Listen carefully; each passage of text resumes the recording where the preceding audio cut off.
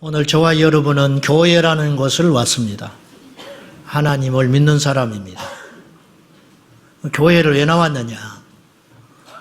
천국 가기 위해서 왔습니다. 천국. 우리가 천국을 가기 위해서는 하나님을 믿어야 됩니다. 그런데 믿으면 반드시 열매가 나타납니다. 그 열매가 성령의 은사와 열매입니다. 우리 안에 성령이 계셔야 우리가 구원받은 자거든요. 여러분, 쓰레기통이 왜 쓰레기통입니까? 그 안에 쓰레기가 있기 때문에 쓰레기통이에요.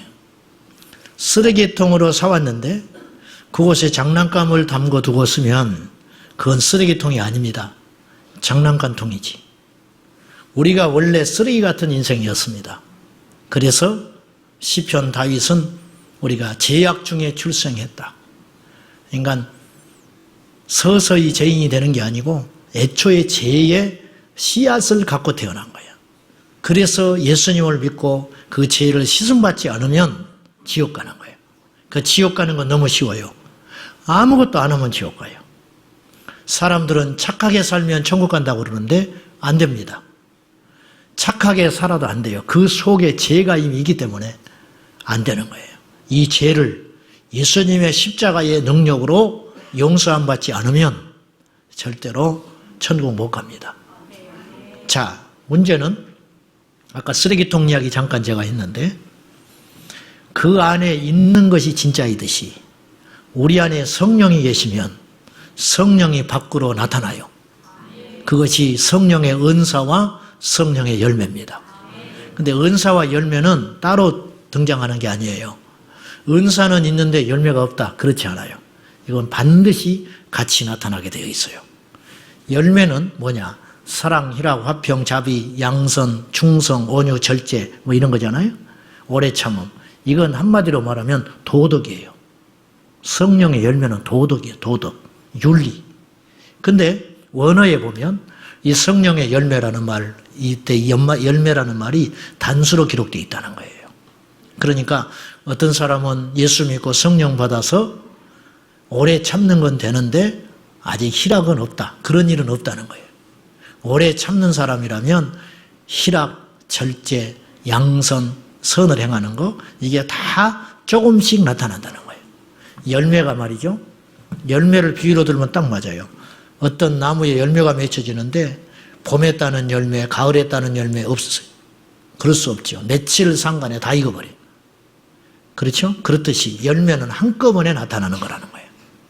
그러니까 은사와 열매가 함께 나타나야 하고 특별히 열매 9가지도 동시다발적으로 우리 안에 나타나야 한다고 말이죠.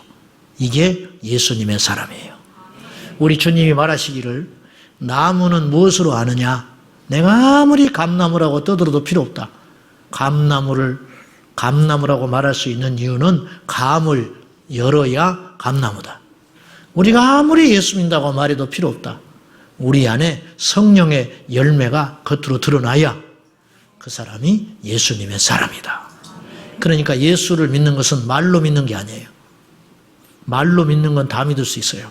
천국은 말로 가는 나라가 아니라 성령의 은사와 열매가 있는 예수의 사람들, 그 사람들이 가는 나라가 천국이라는 걸 꼭 기억해야 됩니다. 도덕적으로는 완전할 수도 없지만 도덕적으로 온전해도 하나님 나라 못 가요. 여러분 착해야 천국 가는 거 아닙니다. 그런데 예수가 그 안에 있는 사람은 착함의 열매가 반드시 나타난다고 말이에요. 어느 목사가 사기를 쳤다. 그러면 그 사람은 천국 못 가요. 사기를 쳤기 때문에 천국을 못 가는 게 아니고 그 안에 예수가 있는 사람은 사기를 못 쳐요. 사기를 쳤다 할지라도 바로 돌이켜 회개하고 배상하게 돼 있어요. 삭개오가 예수님 만나서 구원받고 나니까 어떤 일이 벌어졌느냐? 자기 재산을 정리하여 가난한 사람을 돕고 그동안 내가 예수님 만나기 전에 했던 악행들에 대하여 4배로 변상한다고 그랬어요. 이 사람이 그래서 예수님이 삭개오를 향하여 이 사람도 아브라함의 후손이다. 오늘 구원이 이 집에 이르렀다 그랬어요. 구원받은 사람이다. 그것이 예수 믿는 징표라 그런 말입니다. 오늘 우리가 십계명에 대한 설교를 계속 해오고 있습니다. 이걸 도덕으로 들으면 안 돼요.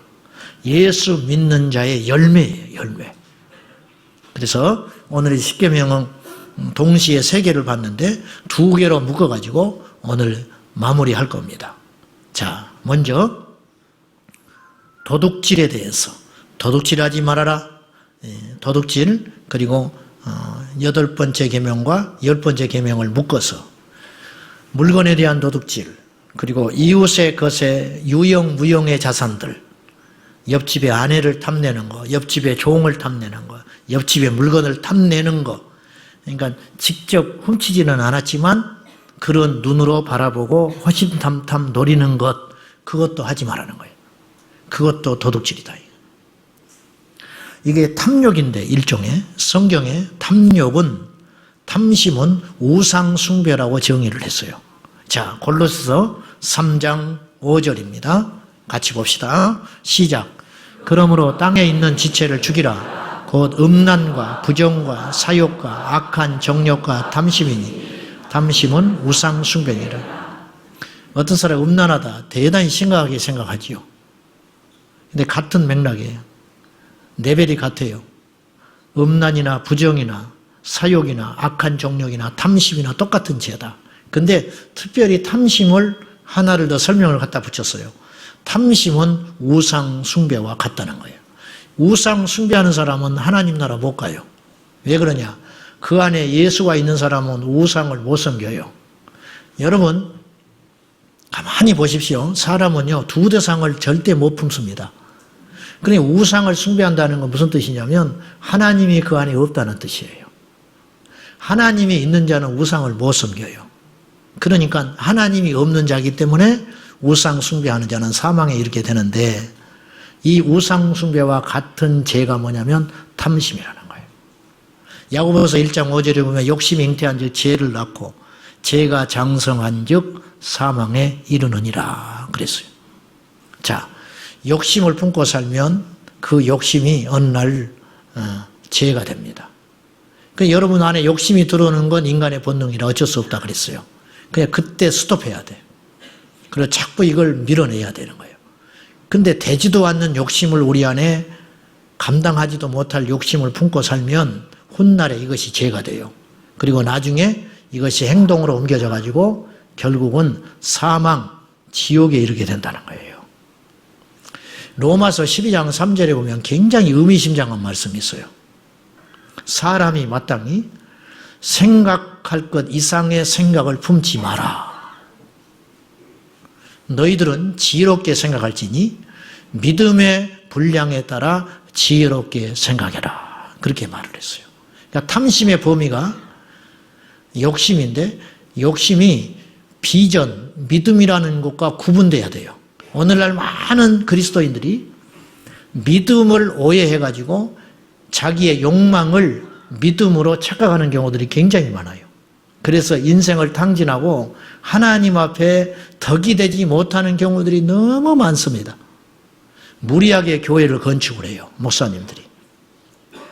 도무지 안 되는 거예요. 이건 세상 사람들은 그렇게 하지 않아요. 근데 무리하게 믿음으로 선포하고 그리고 성도들한테 죄를 짓게 만들어요. 그리고 교회가 나중에 이단으로 매각이 돼버립니다. 성도들은 흩어져 버리고. 여러분, 그건 믿음이 아니에요. 어떤 사람이 찬송가 박자도 못 맞춰. 근데 기도하고 내 실제 경험했어요. 자꾸 기도하면 음반이 보인다는 거예요. 그 자기를 하나님이 복음성가 CCM 가수로 불렀다는 거예요. 절대 그렇지 않다, 하나님. 네가 교회에 찬양대 성가대도 못 쓰는 주제에 무슨 음반을 내겠냐. 그래서 인생을 탕진하고 있어요. 하나님은 마땅히 생각할 것 이상을 품지 말라고 경고하고 있습니다. 그래서 인생을 허비하지 마세요. 그로 인하여 예수 믿는 사람이 주변에 피해를 주는 경우들이 굉장히 많습니다. 자, 우리가 탐심을 물리치는 비결은 어디에 있냐면 자족하며 사는 거예요. 여러분, 기도 많이 한다니까, 예수 믿는 사람들이.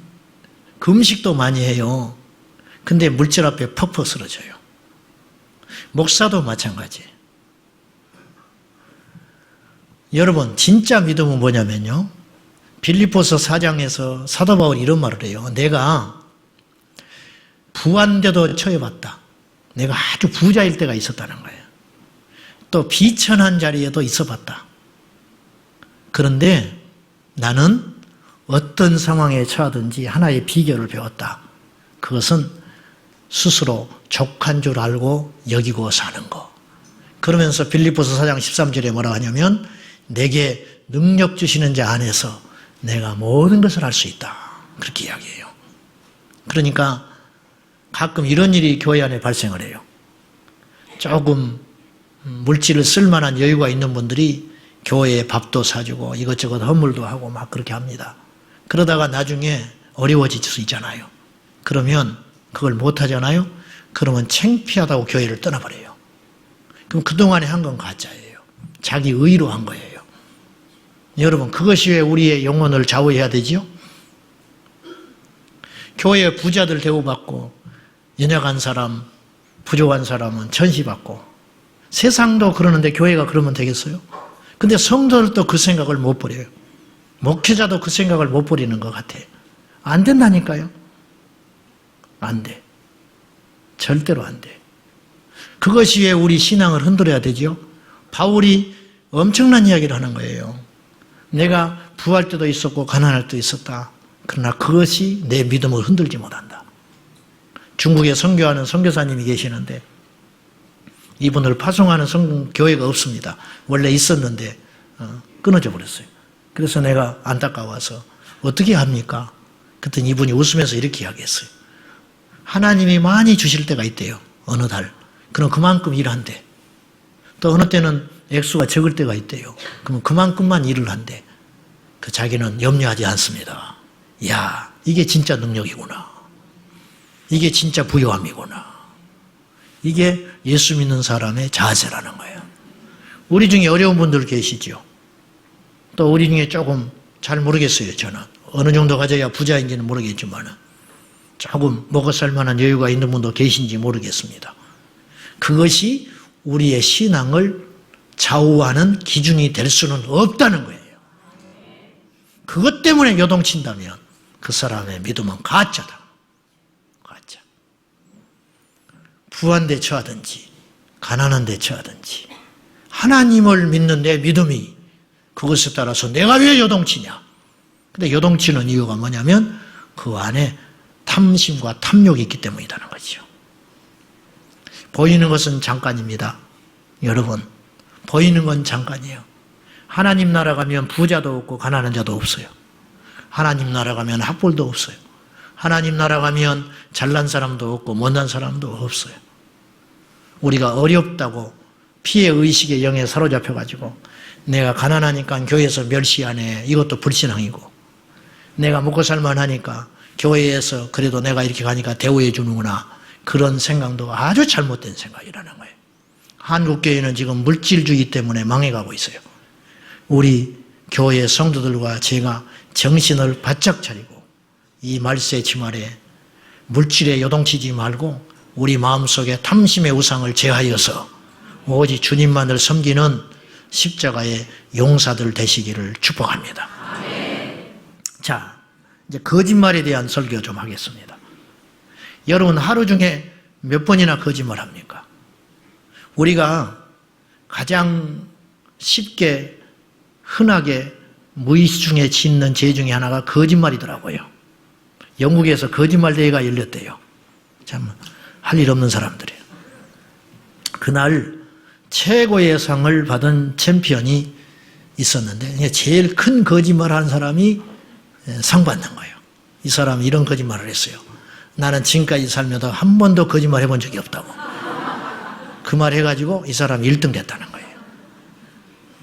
1997년 4월 달에 미국 캘리포니아 대학에서 사람이 과연 하루에 몇 번이나 거짓말하고 사는가 사회학자들이 그 조사를 해본 거예요. 그 조사 결과 평균 놀라지 마세요. 사람은 8분에 한 번씩 거짓말하고 있더래요. 8분에 한 번씩. 그래서 하루에 줄잡아 약 200번의 크고 작은 거짓말을 하더라는 거예요. 우리가 모르는 사이 이렇게 많은 거짓말을 하고 살았대요. 그래서 20명의 사람들에게 이 핀마이크를 꽂아가지고 실제로 하루를 살게 만들었어요. 그래 하루 중에 이 사람들이 몇 번이나 거짓말하는가. 그랬더니 역시 거짓말을 하고 살았는데 이걸 꽂았으니까 좀 의식했을 거 아니에요. 그럼에도 불구하고 거짓말을 했는데 그중에 제일 많이 하는 거짓말 중에 하나가 뭐냐면 약속 시간에 늦으면서 하는 말이 차가 밀려서 늦었다. 이 거짓말을 제일 많이 하더라는 거예요. 우리 교회에도 늦게 오는 사람들이 있어요. 예배 시간에. 차 댈 데가 없어서 늦었다. 그 거짓말이야. 일찍 출발했으면 차 댈 데가 있어.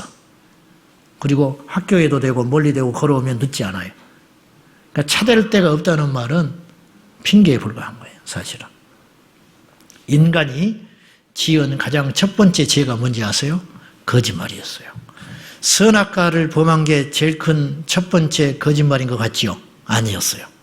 선악과를 범하기 전에 하와가 뱀과 대화를 할 때 거짓말합니다.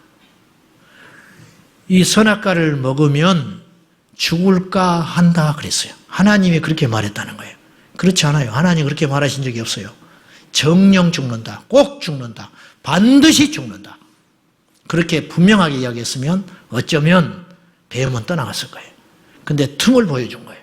먹고 싶은 욕망이 크기 때문에 거짓말한 거예요. 죽을지도 몰라. 그 틈을 타고 마귀가 치고 들어온 거예요. 그래서 선악과를 범하고 말았다는 거예요. 요한복음 8장 44절에 보면 거짓의 원조가 마귀라고 이야기해요.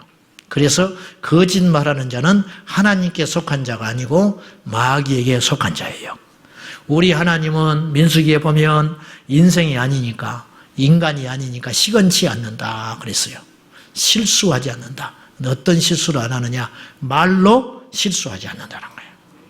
거짓말에는 이런 종류가 있어요. 첫째, 망설, 망할 망자, 망령될 망자. 그래서 이치에 맞지 않는 망령된 말도 거짓말이에요. 그 다음에 두 번째, 위언, 거짓 위자를 쓰는 거예요. 그래서 위조된 말도 거짓말이에요. 과장된 말. 세 번째, 허언, 빌허자예요. 빈 공허한 소리, 쓸데없는 소리. 이것도 거짓말이에요. 네 번째, 사언, 속일 사자를 써서 속이는 말. 오늘날 우리들은요, 거짓말의 홍수 속에 살고 있습니다. 아이들이 거짓말 어디서 배웠겠어요? 어른들이 거짓말하니까 거짓말하는 거예요. 내 잠깐 갔다 올게. 5시간 만에 나타났어. 엄마가. 너 공부하고 있어. 내가 마트에 가서 장 봐가지고 올게. 빈손 들고 들어와. 그러니까 애들도 거짓말하는 거예요. 그러니까 을에 거짓말 할 줄 아는 거예요. 거짓말인 줄 알면서도 고개 끄덕끄덕 해주는 거예요. 너 뭐 했냐? 그러면 아무것도 안 했대. 뭘 아무것도 안 해? 컴퓨터로 만화 보고 있었지. 근데 아무것도 안 했대. 그렇게 거짓말하는 거예요. 일상화 돼버린 거예요. 이런 것들이 이 사회에 만연되어 있습니다. 정치인들의 공약은 공신력 있는 약속이 아니고 이제는 빈 약속, 빈 약속, 빈 공약이 돼버렸어요. 그리스도인의 말, 성도의 말, 특별히 목회자의 말을 사람들이 잘 믿질 않아요. 이게 슬픈 일입니다. 큰 슬픈 일이에요. 어느 분이 목사님께 와서 이렇게 말했대요. 무슨 이야기를 하면서 이거 목사님만 알고 계십시오. 그랬어요. 이게 참 절대 그런 소리 하면 안 돼요. 목사님만 알고 있으라니까 목사님이 목사님만 알고 있는 줄 알고 누가 와서 물어봤어. 그거 아시냐고. 그럼 어떻게 해야 돼요? 모른다고 그랬어. 그랬더니 이분이 뭐라고 그러냐면 이상하네. 그 집사가 목사님한테 이야기했다고 하던데. 그러니까 세 사람이 다 거짓말하게 되는 거예요. 뭔가 이렇게 휘말려져 버린 거예요. 이게 심각합니다. 이게 지금 작은 일 같지만은 이것들이 쌓여가지고 우리 신앙을 젖먹고 전도를 막고 교회가 위축되고 있어요. 8.15 해방 끝나고요. 종로에 전차가 다녔답니다. 전차. 땡땡땡 하면서 전차 다니는 거예요. 우리 영화 같은 거 보면 지나가지요? 그때 전차를 탄 사람이, 어떤 사람이 전차 싹을 안 낸 거예요. 안 낸 것처럼 오해를 했어. 전차 기사가. 차비 안 내고 들어가시냐고. 차비 내시오. 그랬더니 이 사람이 눈을 딱 뜨고 이렇게 말했어요. 나 예수 믿는 사람이요. 그랬더니 기사가 사과했어요. 죄송합니다. 그리고 들어갔어. 이것이 우리 초기 교회 그리스도인의 품격이었어요. 6.25 끝나고 60년대까지 전차 다녔어요. 똑같은 일이 종로에서 일어났대요. 차비 왜 안 내냐고. 나 교회 다니는 예수 믿는 사람이요. 그랬더니 그 안에 있는 승객들이 전부 웃었어요. 그러니까 몇십 년 만에 신앙인들이 위상이 땅에 떨어진 거예요. 여러분들 회사나 어떤 사업을 하면서 사람을 상대할 때 나 예수 믿는 사람이야. 내가 거짓말하고 왔어? 그렇게 한번 말해보세요. 엄두도 안 나지요. 혹시 그렇게 말을 하면 그쪽에서 뭐라고 반응하냐면 목사도 못 믿어. 100% 그렇게 이야기할 거예요. 그러니 우리가 전하는 복음이 진실로 들리겠냐고 말이에요. 예수님은 이 거짓말에 대해서 헛된 말에 대해서 이처럼 원칙을 분명히 이야기하셨어요. 마태복음 5장 33절 이하에 이런 말을 하셨는데 옛사람에게 말한 바 헛맹세를 하지 말라 했다. 레위기서 19장이나 이런 율법서에 보면 헛된 맹세하지 마라 그래요. 하나님이. 하나님께 서원해놓고 지키지 못할 약속하지 말아라. 헛된 약속하지 말아라. 너희 선조들은 그렇게 배웠는데 나는 너희에게 다시 말한다. 주님이 강화해서 역시 또 말씀하세요. 뭐라고 그러느냐. 나는 너희에게 이르노니 맹세 자체를 하지 말아라. 아예 하지 말아버리라는 거예요. 위로도 하지 마라. 하늘을 두고 맹세하지 말라는 거예요. 내가 하나님의 이름을 걸고 그런 소리 하지 마라. 땅으로도 하지 마라. 너희의 예루살렘을 향하여서도 하지 마라. 너희의 머리를 향해서도 맹세하지 마라. 너는 네 힘으로 머리털 하나를 검거나 희게 할 수 없다. 즉 네가 장담할 수 있는 게 하나도 없는데 어째서 맹세하냐. 우리가 이런 말 하죠. 내 목숨 걸고 맹세한다고. 우리 목숨의 가치는 별것 없다는 거예요. 내 성을 바꾸겠다고. 그런 소리 하지 말아라. 그런 말 자체를 하지 말라는 거예요. 맹세하지 말아라. 헛맹세하지 말아라. 그렇게 예수님은 우리에게 당부하셨어요. 교회 안에서도요, 거짓말이 굉장히 많습니다. 연초가 되면 작정헌금을 해요. 올 1년 동안 내가 매달 이렇게 액수가 크든 적든 이렇게 약속을 합니다. 근데 안 지켜요, 연말에 가서. 연말에 가서. 돌이켜보면 안 지켜. 그런 사람이 집사야. 지금 혹시 말이죠. 예전 교회에서 건축원금 같은 거 작정해놓고 여기 오신 분들 계신지 몰라요? 마음 상해서 시험 들어서 목사님께 실망해서 오신 분들 혹시 계시면 그거 갚으십시오.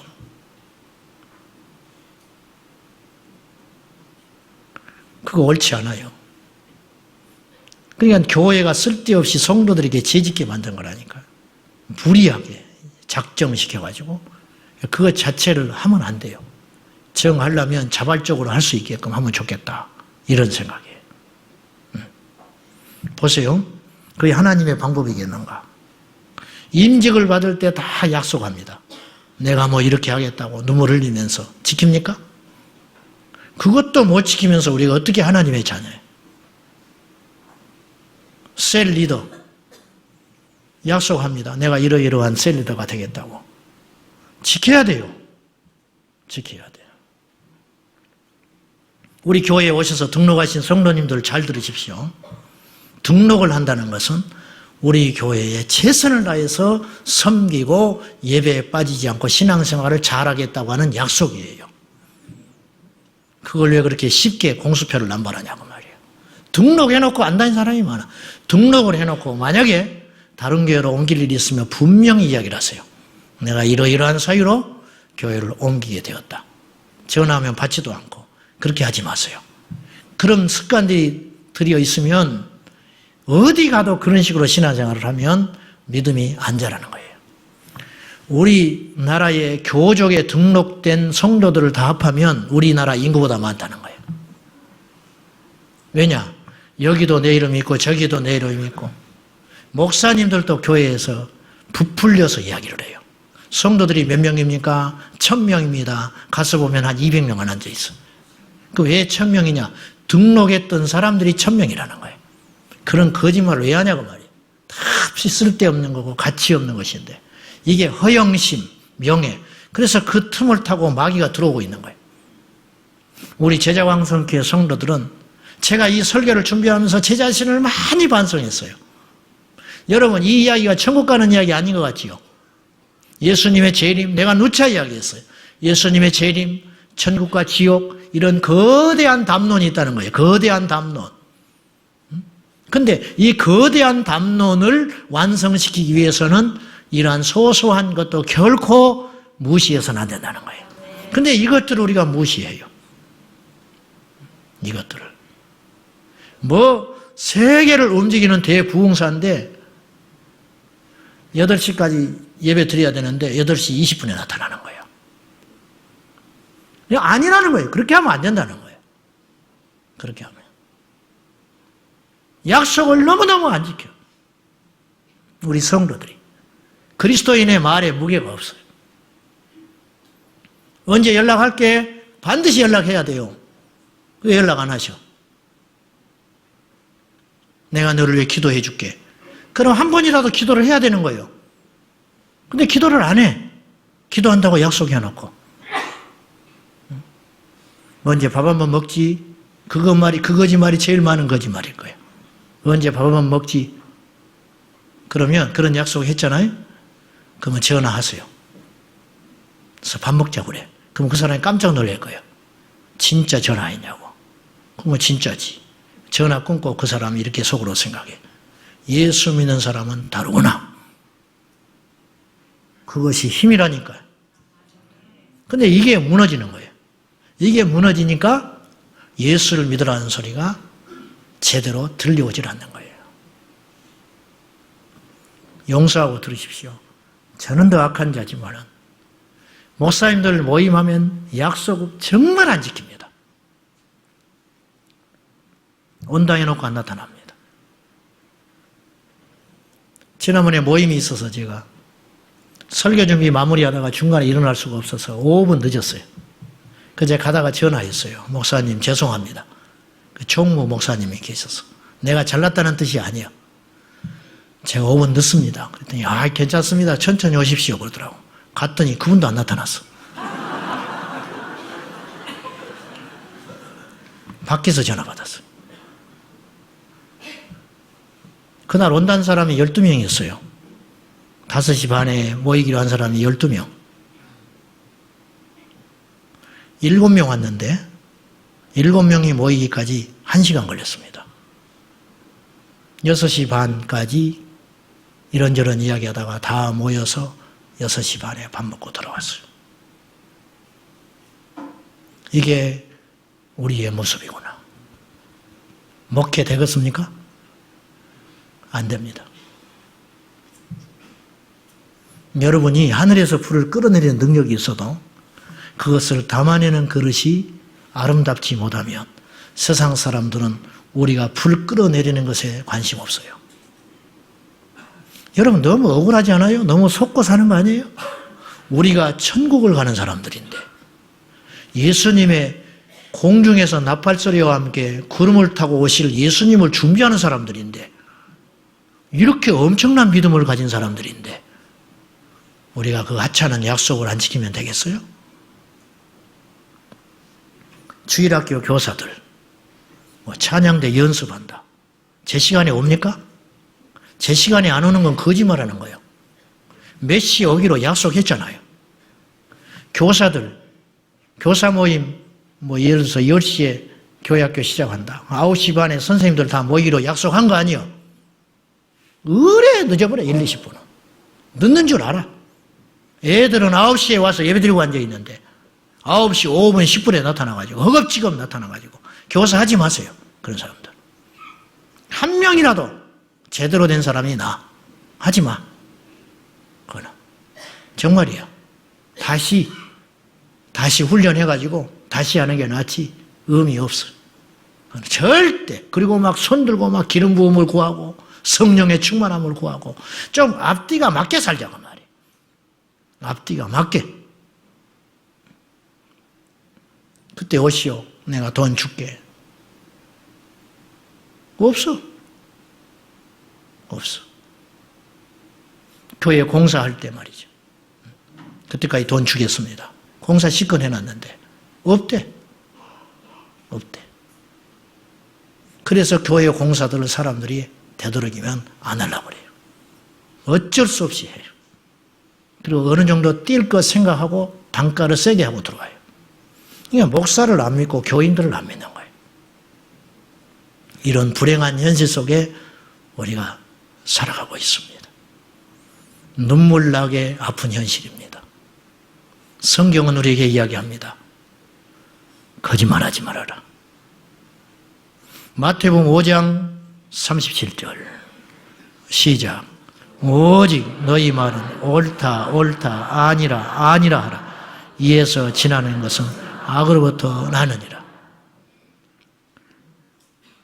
옳은 것은 옳다. 옳지 않은 것은 옳지 않다. 아니다. 맞다. 그렇게만 이야기하지 다른 소리는 하지 말아라.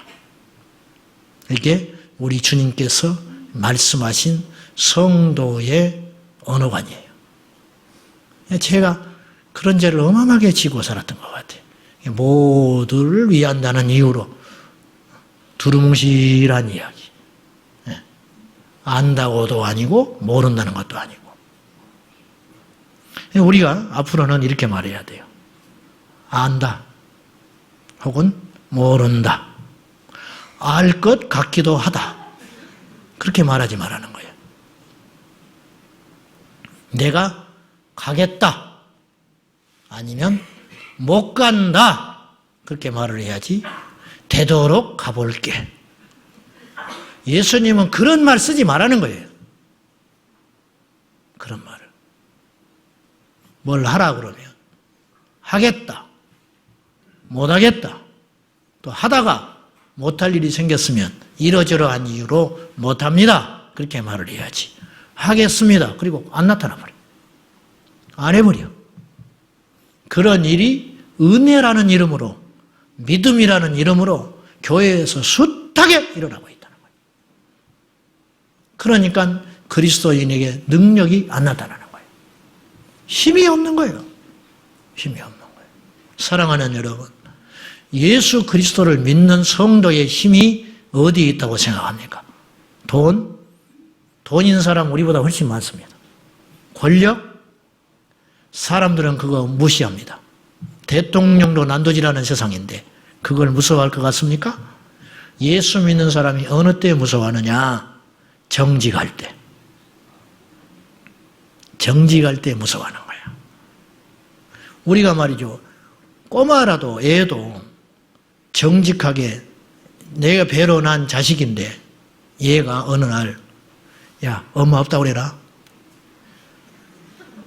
전화 왔는데 지금 웃는 사람들은 다 범죄자들이야. 엄마 없다고 그래라. 있는데 근데 얘가 엄마 여기 있어요. 바꿔줄게요. 막 엄마가 당황하지. 얼굴이 벌개가지고 이놈의 시키 막 그러면 전화를 받았어. 딱 끊고 나서 뭐라고 혼내려고 할 때 얘가 이렇게 말하는 거야. 엄마 거짓말하면 안 되잖아요. 그러면요 걔가 무서워지기 시작하는 거예요. 어리고 내 배로 난 자식이라도 걔는 무서운 존재가 되는 거예요. 그래 안 그래요? 그런데 우리 예수 믿는 사람이 옳다, 그르다, 안다, 모른다, 간다, 못 간다, 하겠다, 못 하겠다 이 두 말만 딱 부러지게 한다면 세상 사람들이 우리를 얼마나 무섭게 생각하겠습니까? 이런 분명한 언어 사용은 상대방을 분명 난처하게 만들 수 있어요. 그러나 시간이 흐르면 그 사람은 힘이 생깁니다. 우리 아이들한테 이런 거짓말 많이 시키죠. 애가 학교 가기 싫어한다. 그러면 아픈 것처럼 해가지고 병원에서 진단서 끊어가지고 공결로 처리하고 그렇게 하지요. 그거 하지 마세요.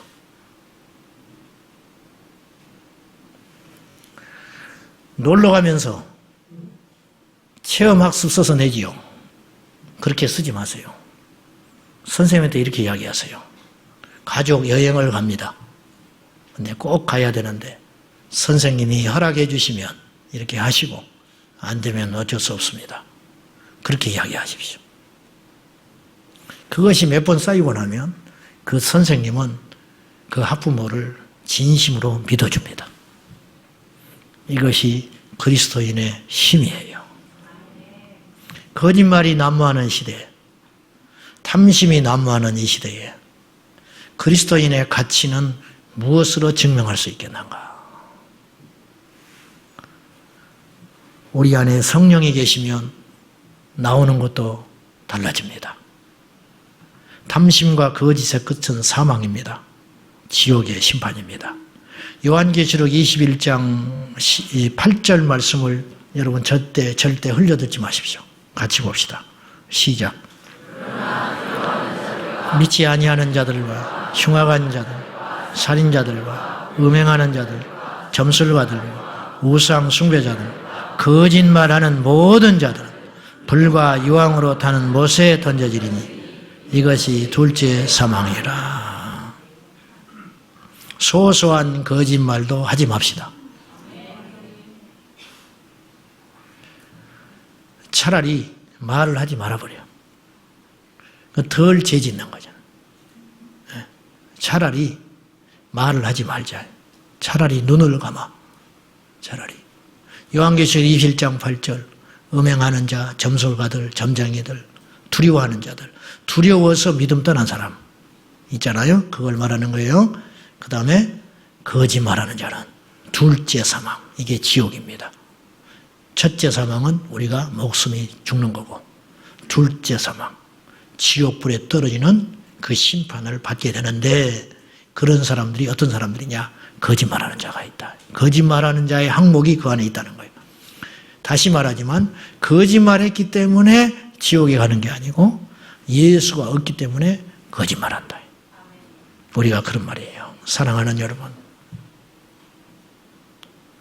오늘날 그리스도인에 대하여 높은 도덕률을 요구하는 어떤 시대보다도 그런 때 우리가 살고 있는데, 우리가 일터에서나 교회에서나 혹은 가정에서 우리가 소소한 거짓말도 절대 하지 말고 아주 입을 확 깨물고, 우리가 모르고 짓는 거짓말도 있다 친다면 그것도 철저히 기도해서 깨닫게 해달라고 기도를 하시고, 우리가 의식하는 거짓말은 더더욱 안 해야 된다는 거예요. 이게 거짓말인 줄 아는데 해서는 안 된다고 말. 해서는 안 된다.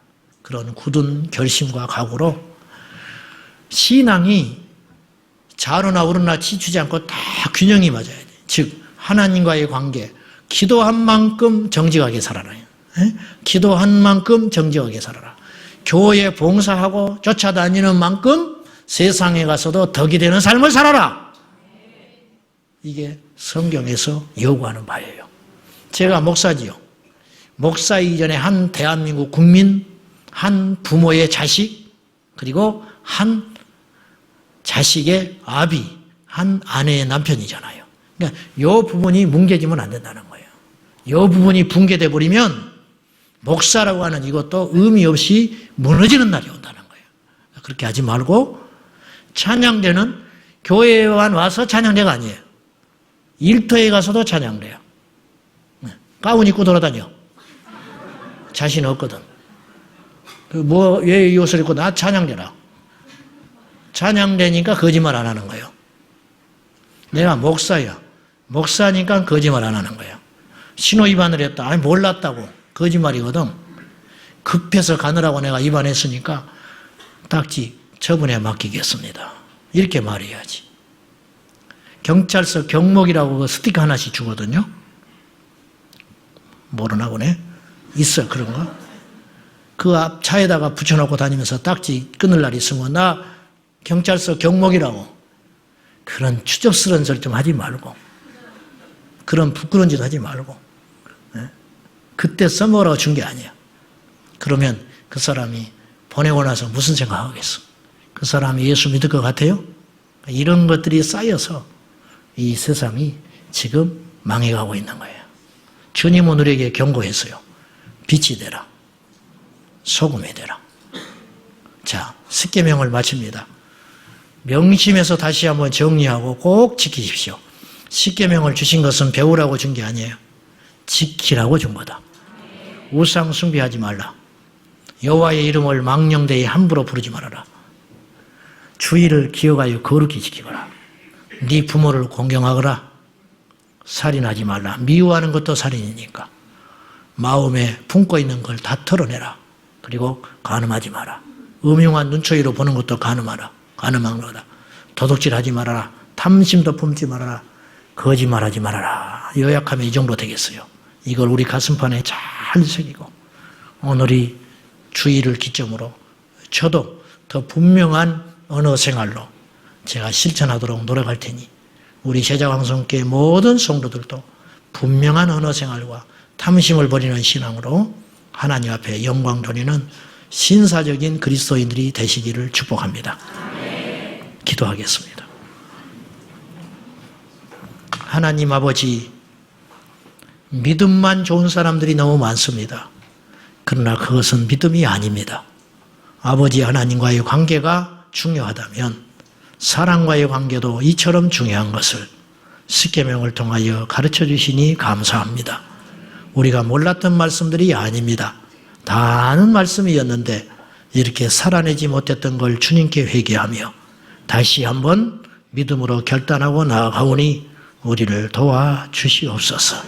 우리 안에 착한 일을 시작하신 주님, 이 착한 열매가 맺어져서 복음의 도구로, 전도의 도구로 우리를 마음껏 사용하여 주시옵소서. 예수님의 이름으로 기도하옵나이다.